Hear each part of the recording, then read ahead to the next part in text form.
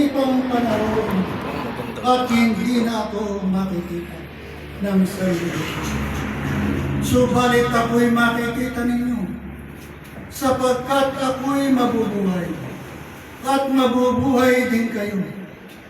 Malalaman ninyo sa mga araw na iyon na kayo'y sumasa akin, ako'y sumasa inyo, at kayo'y sumasama. Ang lahat ng tumatanggap sa mga utos ko at tumutupad nito, ang siyang umiibig sa akin. Ang umiibig sa akin ay ibigin ng aking Ama, at kami lubusang magpapagod. Si Judas, hindi Iscariote, ay nagtanong, Panginoon, bakit po sa amin lamang kayo magpapakilala ng lubusan at hindi sa sanlibutan? Ang umiibig sa akin ay tumutupad sa aking mga salita. Ang hindi umiibig sa akin ay hindi tumutupad sa aking mga salita. At ang salita ninyong narinig ay hindi sa akin, kundi sa Ama nagsugo sa akin. Sinabi ko sa inyo ang mga bagay na ito upang kung mangyari na, kayo'y manalig sa akin. Mga minamahal kong mga sa pagbaba ko dito sa kalupaan, na nagsisilbing liwanag sa inyong tumanggap, naway ang pag-ibig at katapatan ang manahit sa puso at kaisipan ng bawat isa, sapagkat ang pagbabako ay pagbibigay buhay sa sinumang sa akin ay katanggap. Sapagkat ako ang tunay na pagkain nagbibigay buhay dito sa kalupaan. Tanda ninyo, huwag kayong malayo sa akin.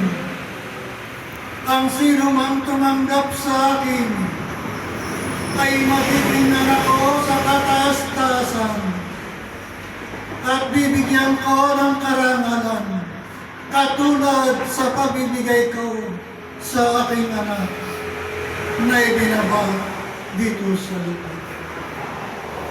Sapagkat sa panahon ito, ang kaligtasan ng bawat isa, ako'y naaabag, ako'y nalulungkot, sapagkat ako'y kumakatok sa sanlibutan. Subalit hindi nila ako matusan. Ako'y nananawagan sa kanila, ngunit hindi nila ako marinig. Patuloy silang hindi makarinig sa aking panahon. Masdan ninyo ang kapaligiran. Tahimik at naliwanag, maliwalas. Ngunit sinasabi ko sa inyo, ang lagaslas ng tubig ay nagbibigay kalikasan. Nagbibigay ng mga kalil na tinig. Subalit ang matining na agos ng tubig, huwag kayong pakatitiyak, sapagkat ito'y malalim. Sapagkat ako'y darating katulad sa isang magnanakaw. Walang nakakabati, walang nakakaalam. Ang pananampalataya ninyo sa akin ay mulit-muli kong iniahabilin. Ang banal na Espiritu ko na ibinaba sa inyo ay pagyamanin ninyo habang papalapit ng papalapit ang mga bagay dito sa kalupaan. At gabi at araw, ako'y naglilibot. Lahat ay nakikita ko. Lahat ng kaganapan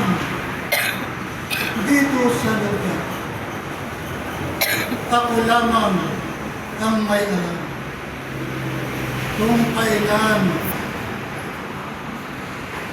mangyayan at magawa. At sa kasalukuyan, kung akong dumating at ang bawat naninirahan sa ibabaw mo ay hukumang ng naayon sa kanilang mga gawa. Kaya panindigan ninyo ang pananampalatayang inyong tinanggap, sapagkat ako lamang ang makapagliligtas sa pamamagitan ng ating bugtong anak. Sundin ninyo ang kanyang ating tungturo at aral, at tumalikod kayo sa kasama